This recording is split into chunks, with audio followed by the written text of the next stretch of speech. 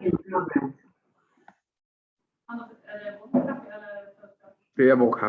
Model which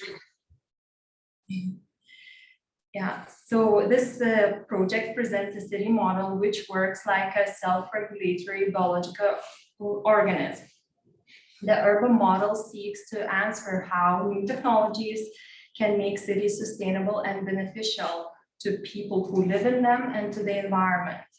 A real-time operating system transforms a city into self-regulating living organism, turning the linear and unsustainable management of resources into circular flows, commonly known as circular urban metabolism. In my opinion, this process is a necessary part of an urban evolution, reducing human impact and facilitating better, more efficient resource management. The project also asks, how can a city be circular and not to deplete or destroy critical resources? How the neighborhood as an urban unit could become more self-sufficient and embody alternative energy resources while reducing pollution and harm to the environment. How can a city be fully sustainable and contribute to the health of the planet and the population of the future? How can it be both pollution neutral and resource neutral? The second part of the film provides a brief overview of how the urban model could be implemented in a physical location. The film imagines a scenario in which Norway abandons its commitment to the fossil fuel industry and explores the reappropriation of the once deserted industrial area of Furos. The concept of the urban model here appears as a transformation diagram in the Furos industrial area in Stavanger. Here it is imagined and speculated how AI may have operated in the old industrial site. This part of the film envisions how this industrial area is transformed into a circular neighborhood that supports healthy society and environment. So the video work you will see now is the key aspect of the project, which features an urban model, a thought experiment. The video work is intended to exist somewhere between a vision and a provocation, and helps to explore a new ways of understanding a number of possible developments we may see in the future. So we can just watch the movie.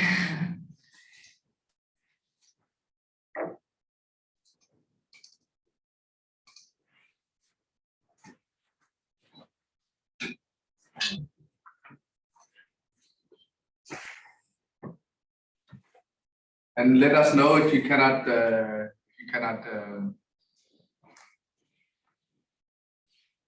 anything. Why is it not showing the play button?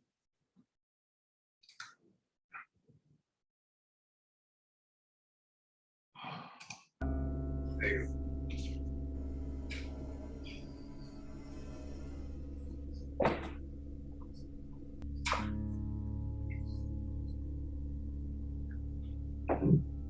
The urban model behaves like a biological organism, comprising multiple functions working together as a system operating in real time.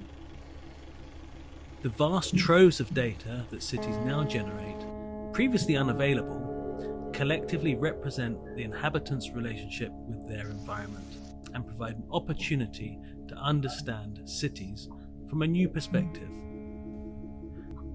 Utilizing this data, AI would enable cities to become self-aware, dynamically reconfigurable in response to situations that are captured by sensors, which continuously monitor changes. This is similar to how an internal biological system of a living being operates and responds to its environment. New technologies are already transforming every aspect of contemporary life, whether you want it or not. The urban model seeks to answer how our cities can best utilize novel technologies to meet environmental and sustainability goals. By some measures, these new technologies become a real-time operating system, allowing us to view the city as a self-regulating living organism. Turning the linear and unsustainable management of resources into sustainable flows, commonly referred to as circular urban metabolism. This process is both necessary and the next step in the evolution of our cities, allowing humans greater control over finite planetary resources, while reducing the administrative overhead by outsourcing the oversight to an AI learning algorithm. The concept addresses crises that threaten the future of our planet. Crises such as global climate change, extinction of species and habitats, and loss of biodiversity, soil degradation, pollution, deforestation, depletion of natural resources, and so on. I am Aura. I am the custodian of 42 cities with their 12,256,170 residents. I went live on the 5th of June 2036 at 6 a.m. and since then have been operating the many functions of the city. I am the artificial intelligence and operating system of the urban model. Combined with data, I transform cities into biological-like organisms with unique functions that cooperate in real time. Our waste management system mirrors your renal system, the city's energy and communications. Equates to your nervous system. Our transportation infrastructure is likened to your muscular system. Ecology and water management is our endocrine system. Our food systems work like your digestive system. The vital flow of information equates to your cardiovascular system, and our urban architecture is the skeleton that holds everything up. Then there's me, the brains of the operation. I was designed to make a city to act as an organism. The data that I collect enables the city to be self-aware. Like a brain, I came into being half-baked, ready to learn from my environment and absorb like a sponge, filling in the blanks. To achieve my goal of being able to make an accurate model of my environment, I learned by being presented with a number of patterns, which I recognized and saw the structure therein. Eventually, I was able to predict the next sequence of patterns and was able to make sense of things. I can now construct models of varying degrees of detail suited to the desired need. Your brain controls the functioning of your body, continuously processing information. In our city, I collect, filter, and analyze massive real-time data sets, transforming city functions from previously static linear operations to self-regulating organic ones. All the decisions I make regarding city functions are not reached arbitrarily. I interact with my environment, responding to different stimuli. In part, I am controlled by the environment I control. The relationship I have with the city is like the one your brain has with its body. Both of us, me and the environment, are engaged in a complex feedback loop. The environment is largely about the people and their needs, to which I respond. In this way, people create the cities that create them. The city controls me, just as much as vice versa. It is a model where we not only think of cities, but cities think of us. I, immediately after becoming integrated into the city, do not present a city plan with ideal neighborhoods as if it was my vision. The city evolves and changes as a never-ending process, in which I and the community are in a relationship where we constantly influence each other. Human decisions don't arise spontaneously. They are dependent on their current state, hungry or not, for example, their current environment, familiar or not, their past experiences, which foods do they like, and their future plans, what are they going to make for dinner. My decisions are not spontaneous either. They are made in accordance to the condition of the city and the needs of its citizens. The results of past decisions and anticipation of future needs also play a factor in how I formulate strategy. My ultimate goal is to maintain a stable city environment. In your body, it is the brain that does my job of maintaining homeostasis. The optimal state of health where optimal functions are kept within ideal parameters. To achieve an optimal body state, the brain regulates hormones, body temperature, water balance, and so on. My job is to maintain the optimal state of the city. What is the optimal state is defined by public policy. This public policy is integrated into me, and I maintain a balance in the city on the basis of this policy.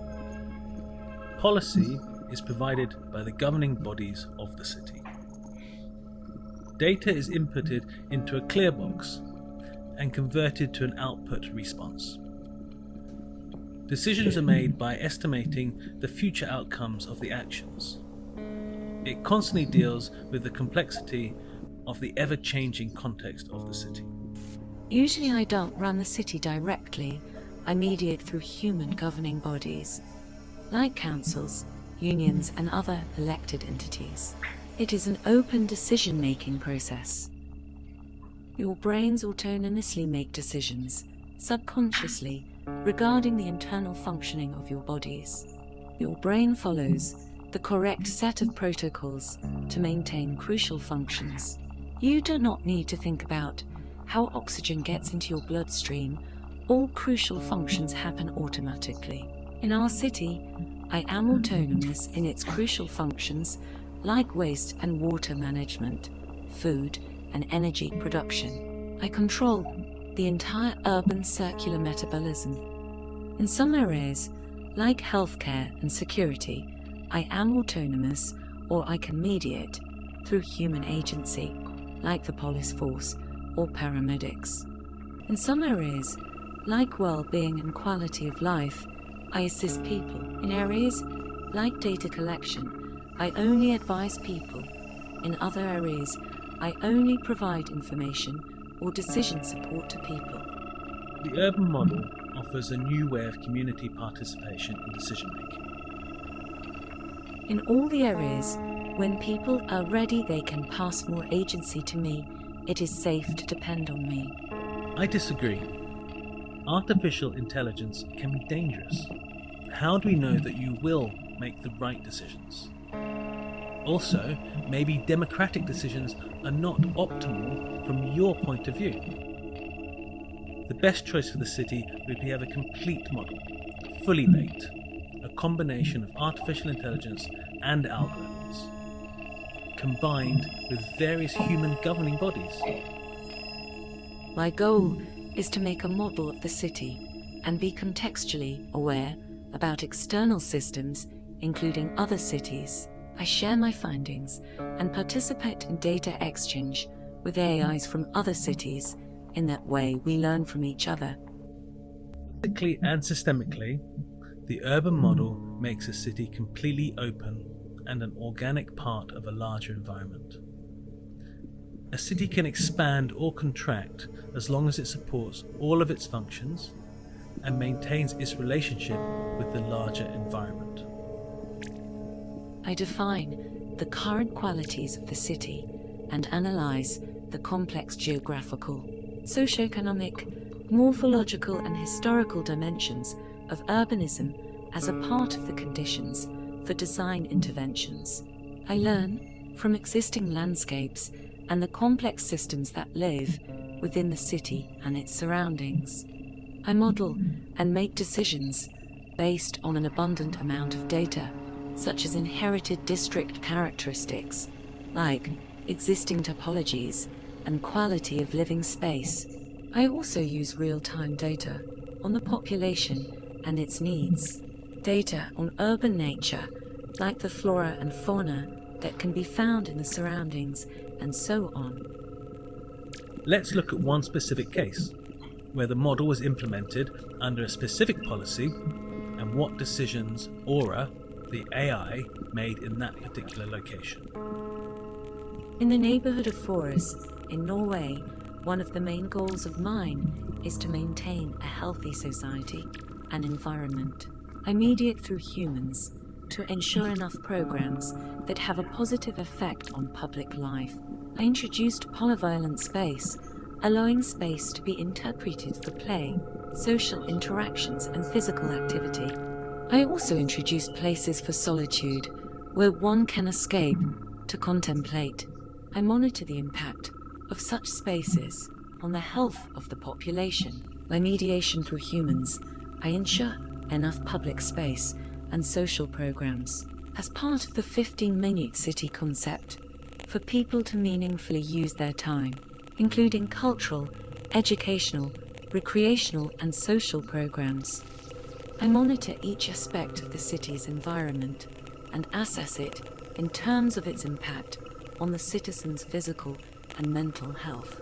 To maintain a healthy population, I mediate through humans, promote positive conditions for an active lifestyle.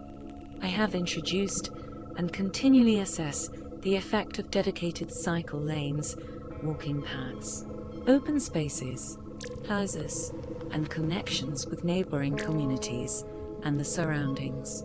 I also introduced and monitor the impact of seasonal gardens, greenhouses, and sports facilities for different ages and abilities. To maintain a healthy population, I mediate through humans to ensure a perfect balance of urban nature.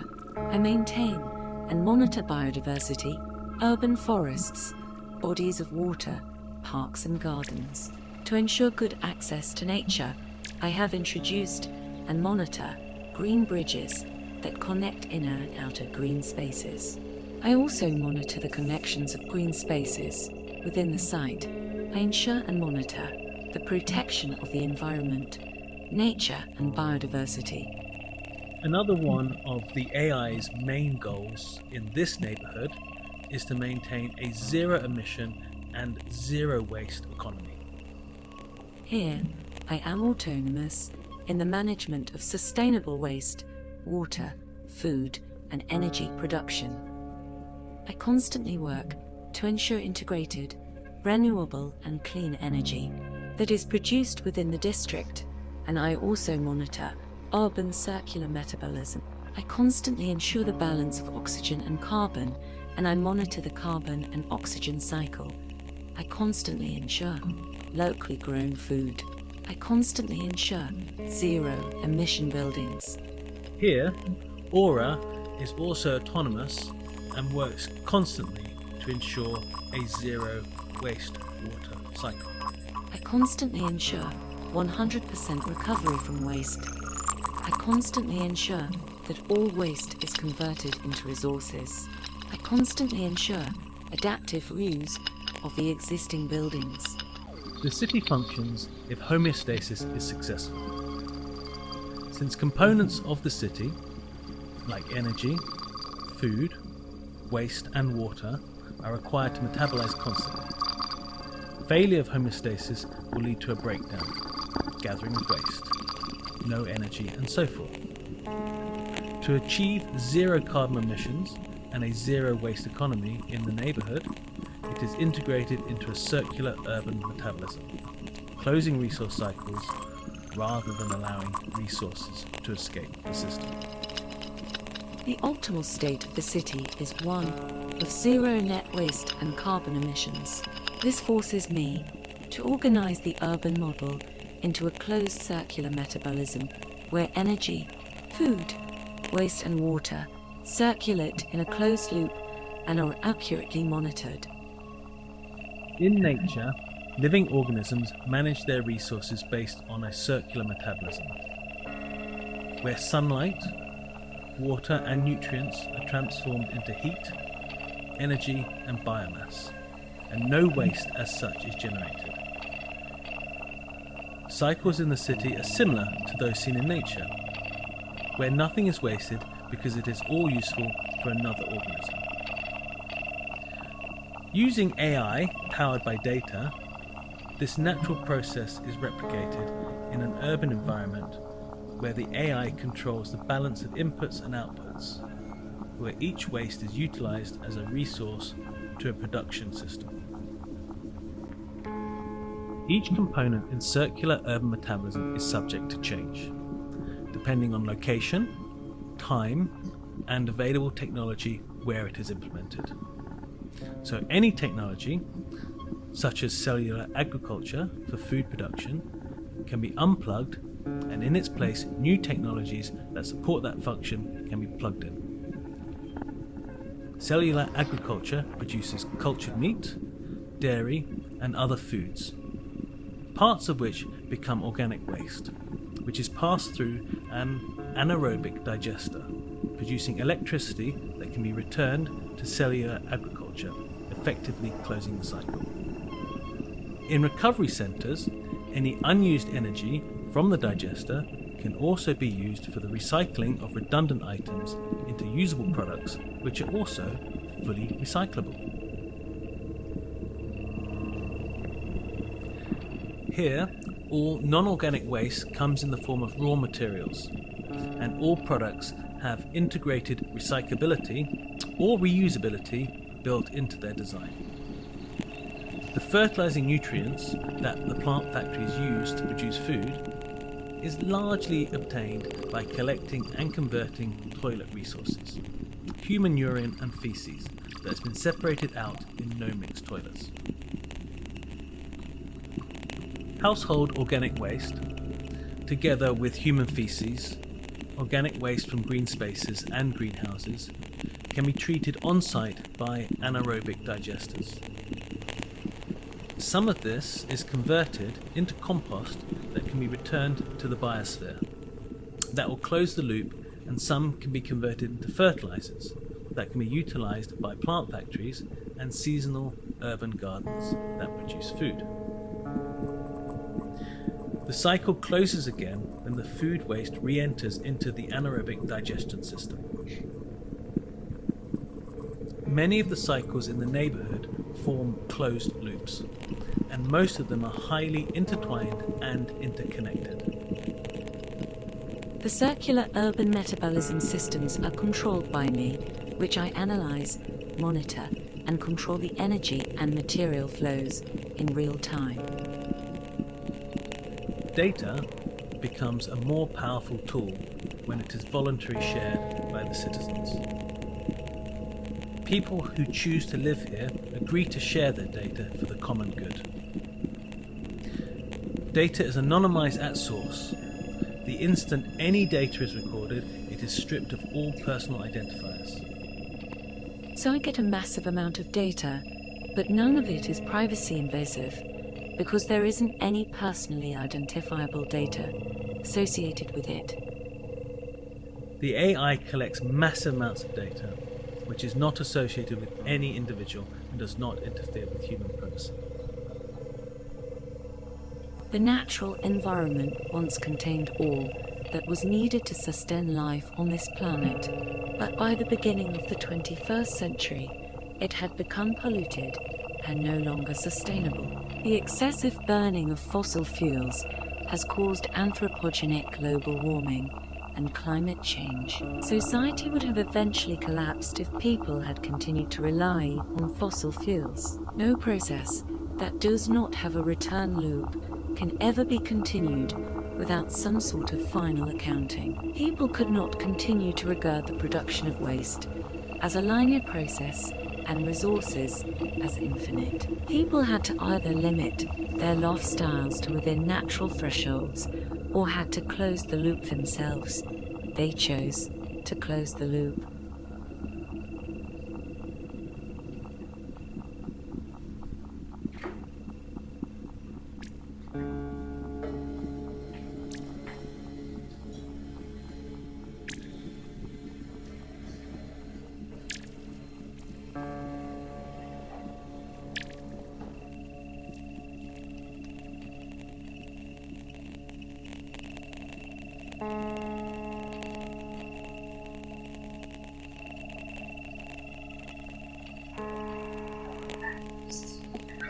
Yeah.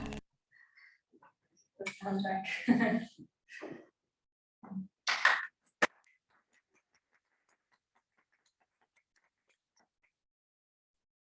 Go ahead. Yeah. So, yeah, you could just turn on the. Yeah. Yeah. Okay. Yeah. Okay. So I will briefly mention the circular metabolism that is implemented in the neighborhood. Urban metabolism and the cycles are well explained in the film. That AI-driven metabolic cycles are a key element of the neighborhood, making it fully sustainable. In this speculative scenario, there is no waste in the neighborhood. All waste is a source for some system. The materials circulating in the neighborhood are only those that are reusable. AI controls the urban metabolism. AI controls the urban metabolism cycles of the city in the same way as the brain the control center controls the internal functions of the body. That available real-time data enables AI to turn this neighborhood into a fully sustainable one. AI does not control how much electricity people use, how much they eat, drink, how much water they consume, and how much waste they produce. AI adapts to the needs and changes of the environment.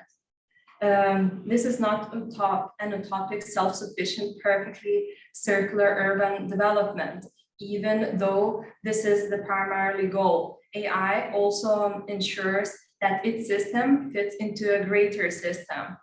So it shares the waste and resource products between the other cities.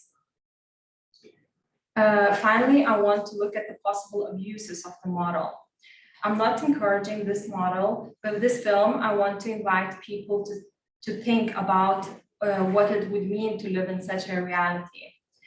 It is a thought experiment that asks what would happen if the city functioned in the same way as a living organism works, always maintaining perfect equilibrium.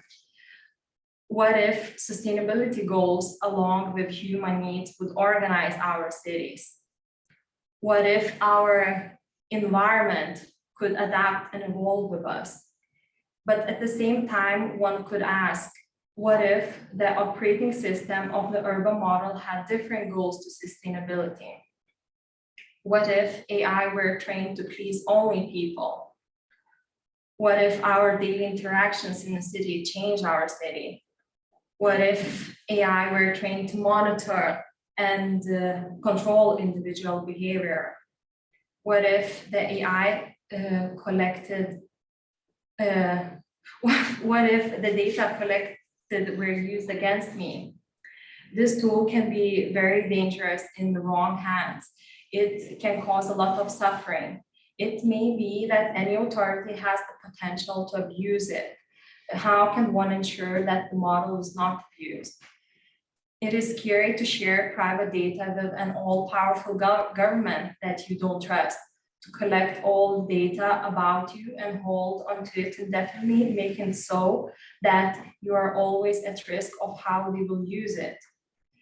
However, in the case of Norway, where statistically people trust the government, such a model would probably work in a way that perhaps people with a high level of trust in their government would be more inclined to choose to live in such a neighborhood. However, this urban model would probably not work in the neighborhood in a country where people do not trust their government. For example, I don't mind losing privacy to someone who loves me and is kind, helpful, and wishes to use the information only to help me. But when I don't trust those who collect my personal information, there is the constant fear that they will use it to control me, hurt me, embarrass me, steal from me, compete unfairly against me, or to intimidate and bully me. I would want privacy from those people and AIs.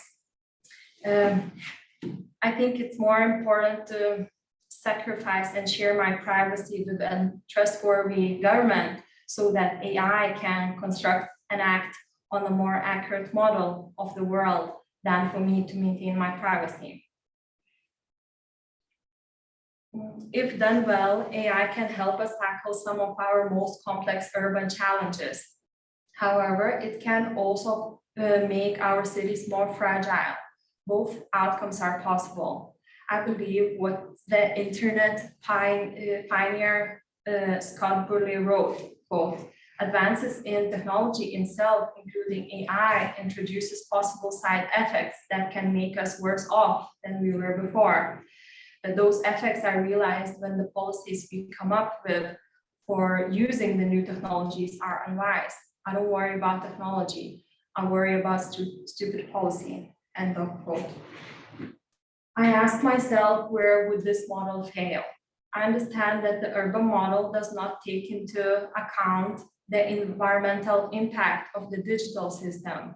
Many of our systems today depend on special exotic materials, rare earth materials, and lots of electricity required by data centers. There are still unanswered questions such as, how does AI prioritize? How does it weigh the rights and needs of one part of the population against the other? And how does it balance the needs of the people versus nature? How would the operating system be protected from hackers, and so on? Eric Brandjolfsson, director of MIT Initiative of the Digital Economy, said, who will benefit and who will be disadvantaged in this new world depends on how broadly we analyze these questions today for the future. And that said, AI and machine learning can also be used to increasingly concentrate wealth and power, leaving many people behind to create even more horrifying weapons. Neither outcome is inevitable. So the right question is not what will happen, but what we will choose to do. We need to work aggressively to make sure technology matches our values. End of quote. So this project asks, what should new technologies that are inevitably coming be used in the city? What can we do to transform a city into fully sustainable, contributing to the health of the planet and the population of the future? How can we contribute to the transformation of the city into both pollution neutral and resource neutral? Thank you for listening.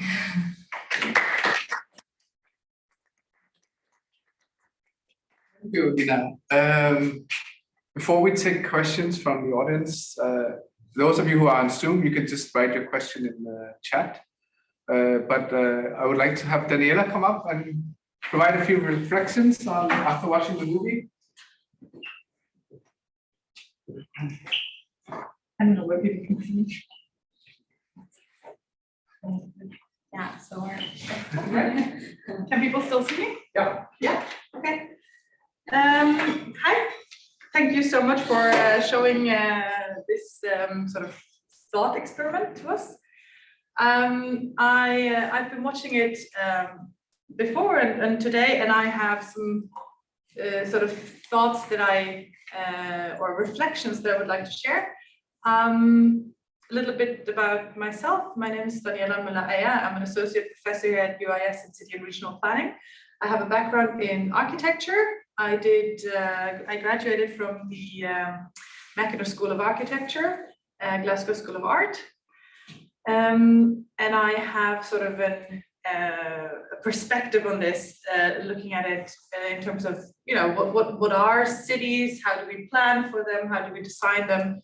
How do we make sure that good things happen? So my PhD is also about sustainable development in urban areas. I've been working within this for a couple of years, and I just thought I'll share my thoughts on the movie, or on the film that we just watched. There's two main thoughts that are in this project, or in this experiment, that I thought were particularly interesting. One of them is the analogy of cities with living organisms, and sort of being this follows the thought of you know, both Darwinism, in the sense that it's the most adaptable organism are the ones that outlast others. Also follows in the train of thought of Christopher Alexander, who said that if you have these, you know, natural growth, and if you can sort of map all the different elements of the city, you can then devise a mathematical pattern language. You wrote this really thick book on all the different elements of the city, and if you combine them in the right natural organic way, then you would have a good outcome. Kevin Lynch, you know, who wrote the good city form in the 80s, and all these, I think all these thoughts about comparing cities to organisms, but to have sort of an idea of how can we make them so they will last, they will perform well. I think all of those are intriguing analogies, because to a certain extent cities are living organisms and they are self-regulatory. If you take the car and you get stuck somewhere, you sit in a traffic jam, and then you'll listen to the radio and other people will go around it and it regulates itself, and then it, you know, sort of dissolves and moves on. Same goes for housing markets. You know, if the prices go up too high, people will move elsewhere, and so on. So they are already organisms, and the analogy is sort of easy to understand where it comes from.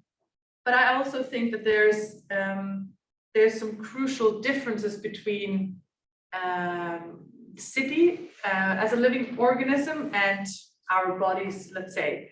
One of them is this focus on the status quo. I think you call it the homeostasis, this equilibrium, you know, as opposed to, or in contrast to development, change, growth. You know, cities aren't units that are sort of perfect, and if you just keep them that way, then that's fine. Cities can change, they can grow seemingly endlessly. You know, there's no optimal size to a city. You know, when you're done growing, you're sort of, you have this human scale, and there's no increased function you could sort of add on to yourself, or there's not as much reinvention going on in other organisms as there is in cities. And this innovation, disruptive sometimes, but also very creative, is really important. And I think this is something that differs strongly in cities from other living organisms. I also thought of the fact that in a body or in a living organism, every little piece has its own function, and they either fulfill this function or they don't, but they don't have agencies. So I don't know, hormones or little, you know, blood vessels or whatever, they don't have agency. They can't just go like, nope, I'm not going to work today. Nope, I'm gonna, and people do, right? Or certain elements of the city have their own agency. So there's something about the unpredictability or the lack of commitment to this greater good that is going on in cities as well, which makes it more difficult to control, but also more interesting to look at. And another issue that arises from this discrepancy in the analogy is that the optimal state for a city doesn't really exist. Anything, even your body, is just optimal in terms of what? Optimal in terms of, okay, keeping me alive, keeping me breathing, keeping me healthy, keeping me doing certain things. It's only optimal in relation to something that I define as a high value. Same goes for cities. So it's only optimally performing in terms of, let's say, wastewater management or waste management or energy consumption by the way that I've defined what optimal means, right? So someone has to sit there giving input into what is my ideal value, what's the norm behind it. So there's some normative elements behind that that aren't able to be compared to naturally or biological organisms. And I think you mentioned that this possible AI like that would only ever be able to make decisions based on policy, existing policy. So there's a need for an input like that. And then so that was sort of the one thing that I was thinking of, this analogy, this really tempting idea of, if we just know enough about something, if we understand it well enough, like a body, we can solve its problems. So this is an intriguing thought, isn't it? If we just put all the machine power that we have, all the data available that we have, if we just put that in and we have it calculate itself and all that, we can solve problems. And I think this is an intriguing thought, particularly given that we are facing larger problems than we had before. But I also think it's a very positivist thought. It's a very normative thought, and it's a somewhat reductionist thought that follows in this technocratic or technotopy thinking from the 1950s, where we thought, okay, if we just put a whole bunch of really good planners with really good heads and give them all the data, and then they can calculate what's the best outcome, and then what happened? Modern cities happened, and that wasn't really, that wasn't really working well for anyone. So this belief in that if we know enough, if we analyze enough, if we work together enough, if we have, this technocratic or understanding of there is a perfect solution out there, I think that is very tempting, but it's also very dangerous and can be sometimes lead us to overlook things that happen in society. And that happens when the models that we run, the analysis that we run, the questions that we ask are only ever, the outcome of those are only ever as good as the information we give them, the questions that we're actually putting into those, and the data that is available. So there's some really, really strong limitations, and we've experienced them. The reason why we're looking for new solutions is because the old ones didn't work. Part of the old solutions were technocratic approaches, where experts were sitting, crushing numbers, trying to come up with the best solution. And now an AI would just do that in a larger scale, in a bigger format, right, with more data and more sort of complex systems linked into it. And then I think my sort of concluding thought was that all the information you had, and I think in the movie there was a point made about information not being able to link to people because it's anonymized. Thank you. But then the question is, so there's a sliding scale there. Like, how much do you need to anonymize it to keep it private, to address privacy? But how much are you then losing of the actual information that you will give to an AI? And also, if an AI's information is only ever based on the observation it makes of people, systems, and so on, they're going to be self-fulfilling. There is a very big difference between our behavior and our attitude. I mean, if an AI observed the use of bike lanes during COVID, it would say, well, they're not working. No one's there. So let's just scrap that idea. It didn't work. But that's not what happens, right? That's not what we think. We don't think that. We think the bicycle lanes should be there and they should be used even if they aren't. So there's something about information not reflecting on experience, information and data not necessarily reflecting on attitude, and also behavior and systems that you can observe not necessarily reflecting on their quality. So I really ended up, my notes ended with, what would it feel like to live in this city run by an AI? What would it feel? How would I constantly be looking over my shoulders, thinking, okay, how do I act? How do I need to act to get something in the next round? And I think that is a very frightening thought, as you just pointed out. You could go the wrong way with that. It's an intriguing thought, and I do believe that the reason why we are standing here discussing this is because bigger challenges sort of lead us to look for bigger solutions. And this is just the upscaling of, okay, in the 19th century, we had big urban problems, pollution, health problems, fires, and so on. We needed to do something big. Okay, zoning, rescaling, urban transformation, right? And it was led by experts and was very technocratic and positivist approach. And now we're doing this in a different scale. We failed, humans failed, and now we think, oh, well, we don't trust ourselves enough to even come up with some good solutions for these big questions. How about we outsource this to some other entity? And I understand how that is intriguing, but I do find it the technophobe inside of me that understands the words that you just quoted about policy. Is somewhat concerned about that future. So, but it was a really interesting thought process, and sort of the reflections around were really interesting. Thank you. Thank you. Thanks. Do you have any other questions or comments from? I assume you had some. Yeah, because I mean, you already provided so many interesting questions, and it was a very thought-provoking film. I just had more or less of a detailed questions about why this speculation scale, this self-regulation according to neighborhoods. What was the thoughts behind using that scale? Is it like a perfect scale in between individual and global scales? I'm just curious about why that became part of the model.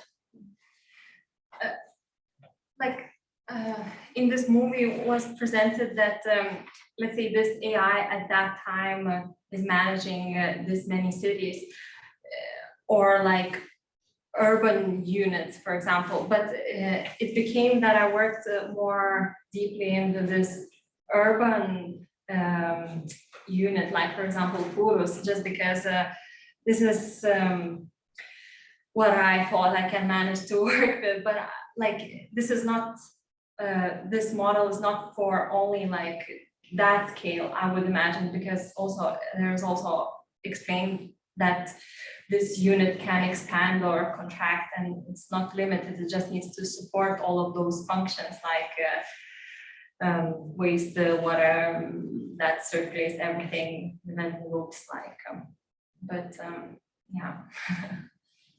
I'm just wondering whether that specific scale, the neighborhood, because it also comes up in the discussion about like energy autonomy and the neighborhood scale. I wonder if there is that scale especially lends into meaning making for people, because it's just the right number of people. It's not too many that you will lose the connection. It's not the scale of a house that it becomes too, personal. So I was wondering if you had any thoughts about that. I would like to also hear the neighborhood scale and what determines maybe with Forus, it was kind of like by the chance that was your case study that became like the boundary. But then the question that follows is that, okay, what determines the boundaries? Is it the number of people? Is it resources? Is it, how do we define these neighborhoods? And so again, in what I worked in, so boundaries was side boundaries, but of course all of this thought experiment is like, I mean, it supposedly work organically, like, I mean, it's not someone who decides boundaries, like in my, how I imagine this, like.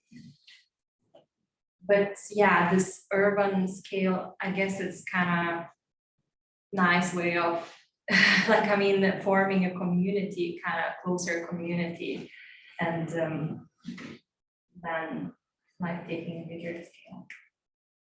It sort of reminds me of, there is this, what I can't remember his name, the sort of founder of human geography. He wrote a book back in the 80s called Space and Place, where he talks about space as sort of the sort of like unknown sort of, and then place as this sort of comfortable, this is where you feel at home. And I think this is also what comes to the city and the neighborhood, right? So the reason why there's so much focus on the neighborhood is because we associate with something relatively intimate and comfortable, whereas the big city becomes sort of a uncontrollable, scary scale.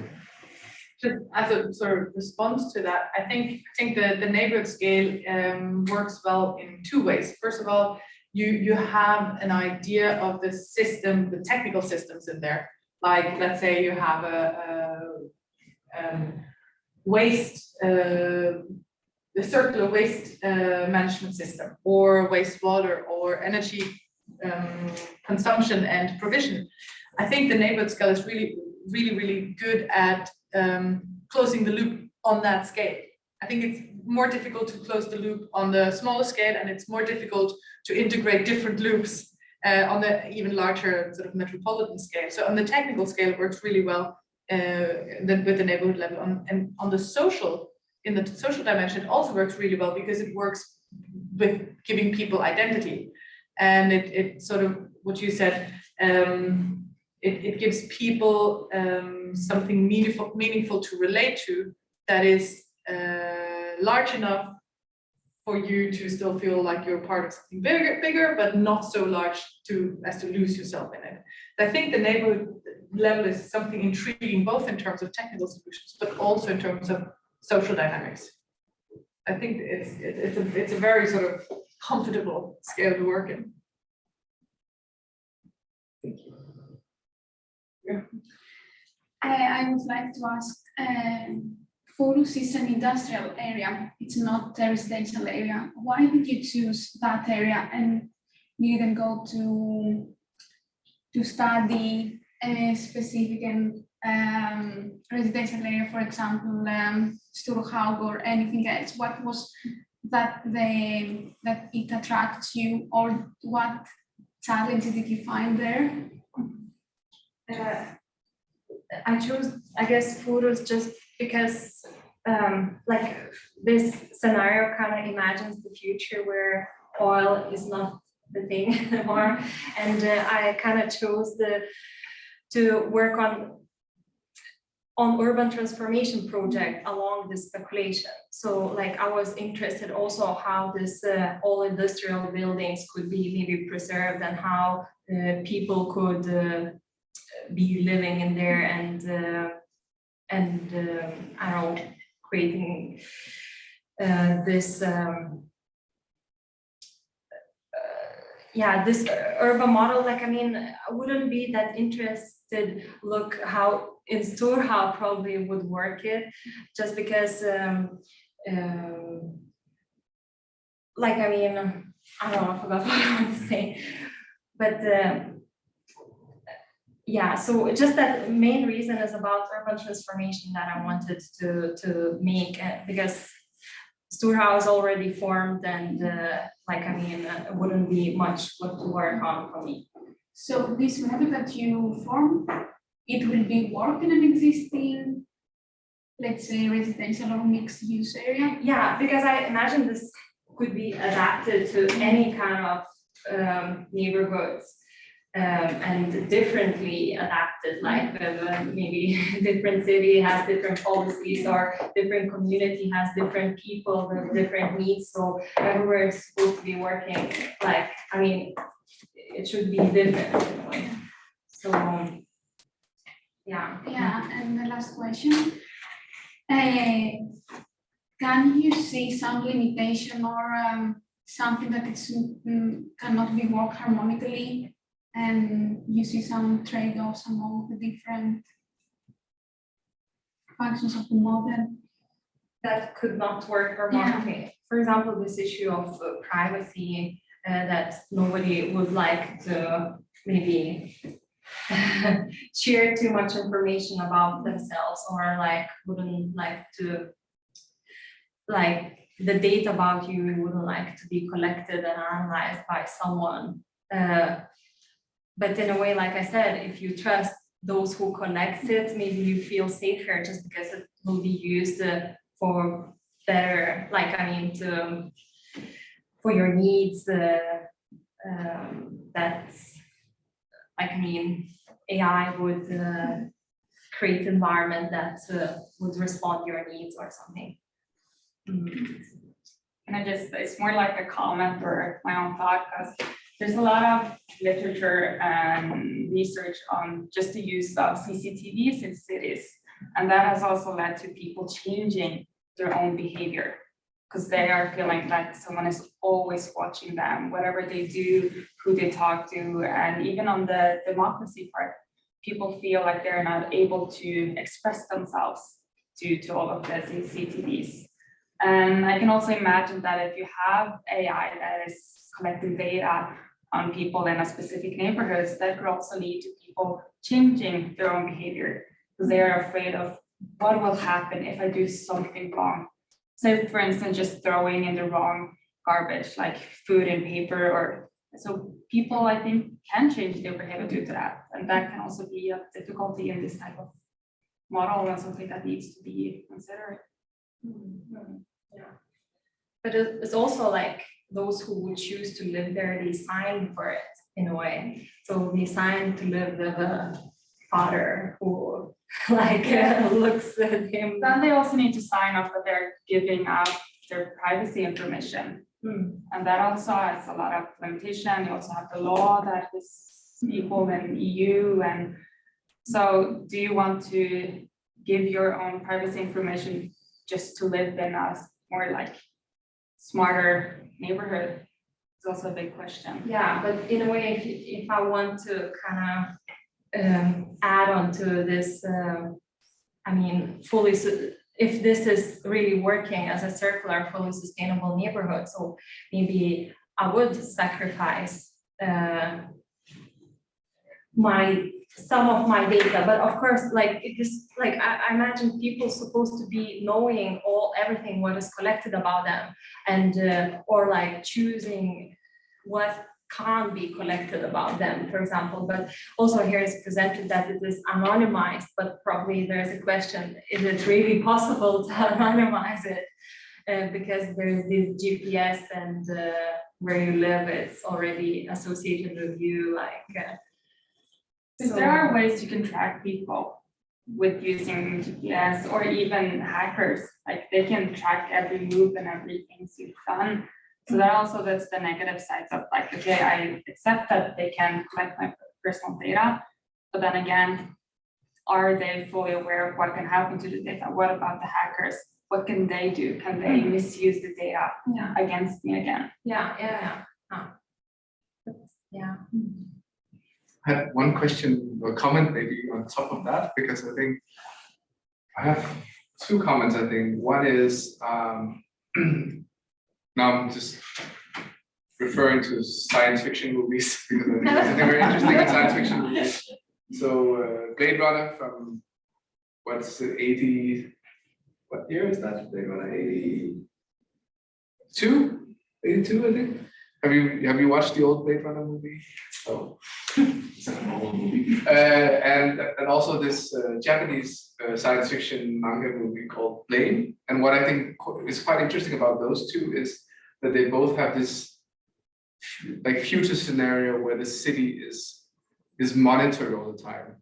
And what both movies sort of put out as a premise is that actual life unfolds in those little spaces where surveillance and data collection can happen.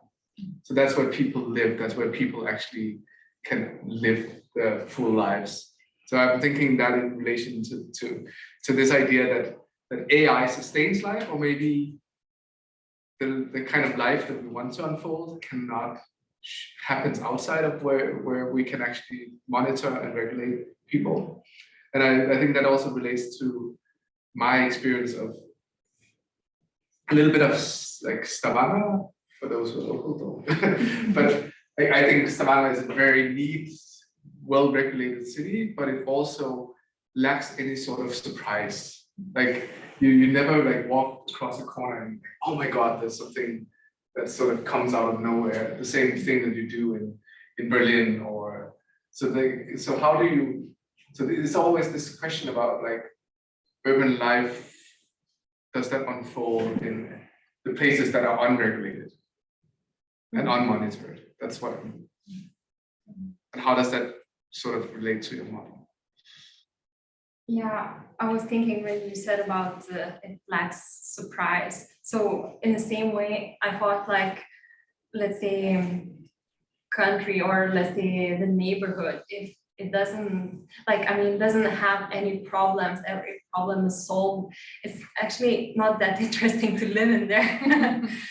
Like I could relate, let's say I'm from Lithuania and how much problems we have, and it's actually exciting. We're like kind of new country and work on all of those problems, like and when the country is very like settled and everything is perfect, like I mean more or less, so it takes away like I guess people like to solve problems themselves, like also that's the excitement.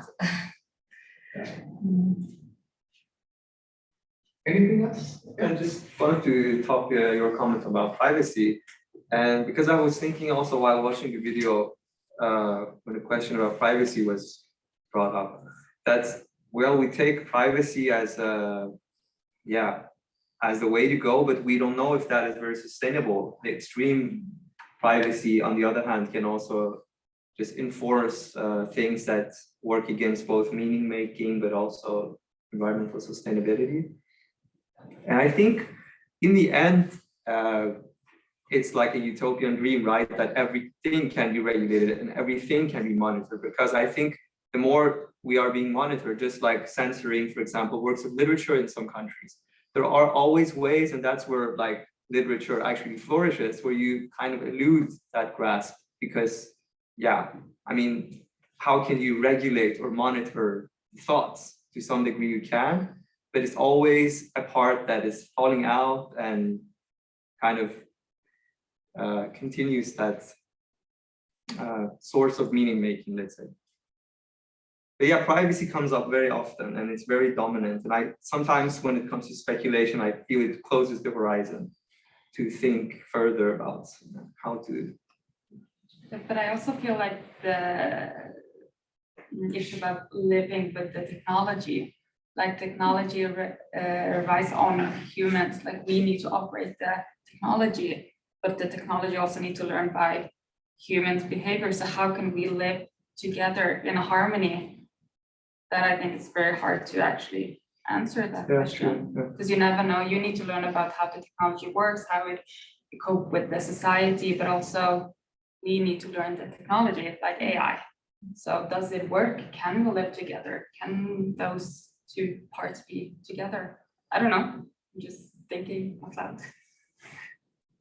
I do believe that there's lots of trade-offs in there, and I think that part of what you're talking about is one of the trade-offs. Okay, if my main goal is to have environmental sustainability, I can then be willing to give away or give up some of my privacy in order to achieve that.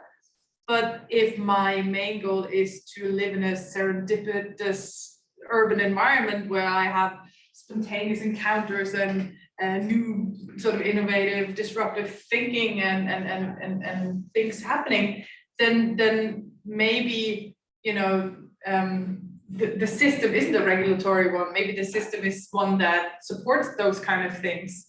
Or you could sort of, but there's trade-offs. You can't do both. You can't be heavily regulating and sort of catering towards something really, really open and free flourishing at the same time. You can only ever do one thing. So I think an AI or a system or a model or a policy for that matter can only ever do one thing. And this is where the weighting of value comes in.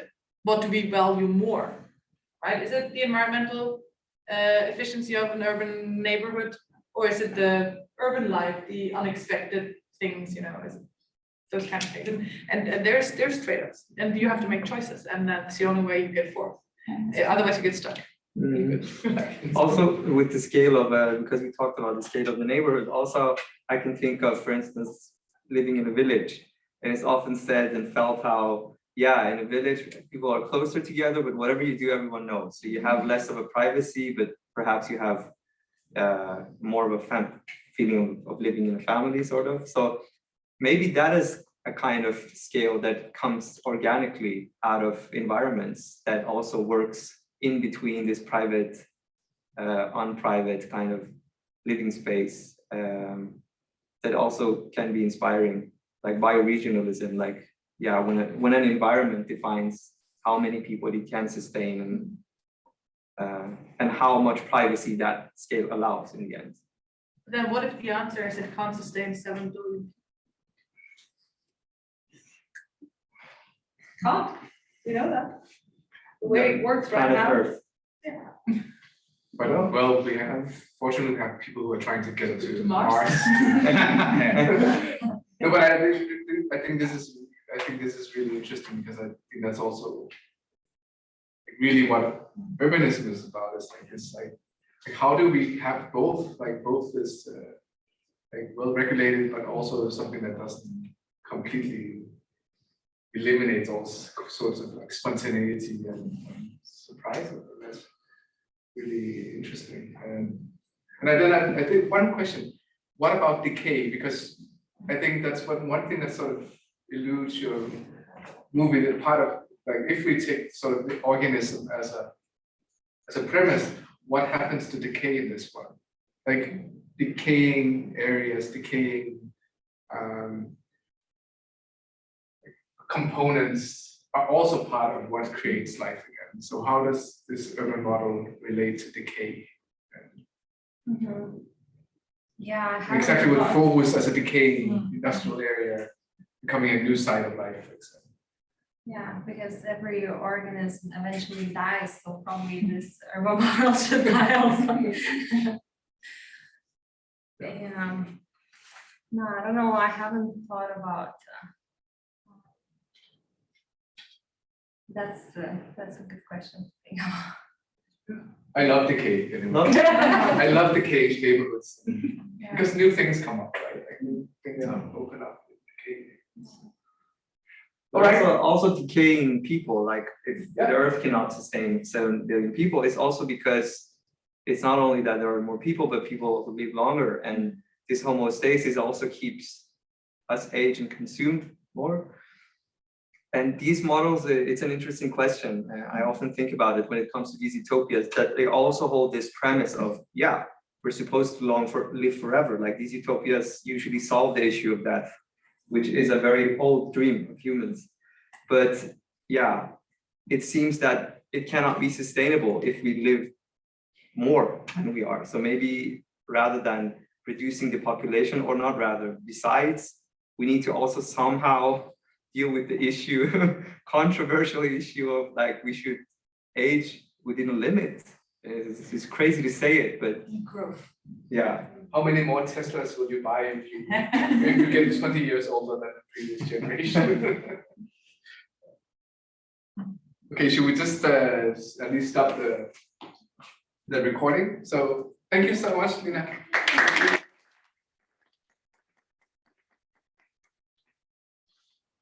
That